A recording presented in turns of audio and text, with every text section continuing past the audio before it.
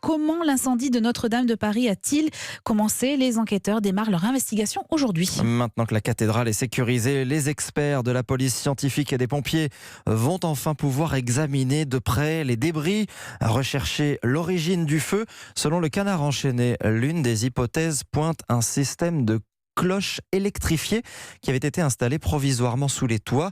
Mais rien n'est confirmé, c'est un long travail minutieux qui commence. Écoutez le capitaine Éric Brohardy de la Fédération nationale des sapeurs-pompiers de France. On a une manière de lire le sinistre à la fois sur les murs et sur les objets qui sont consumés. C'est une lecture parfois longue, puisque le feu donne des traces visuelles très claires et très précises.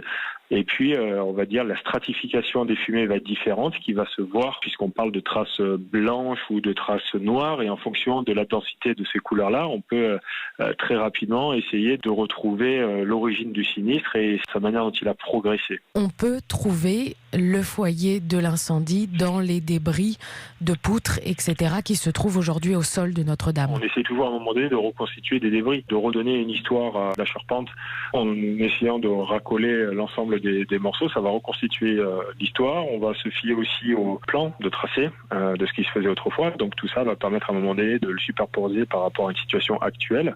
Ça va être très difficile, mais ce n'est pas impossible. Un propos recueilli par Salomé Legrand pour Europe 1.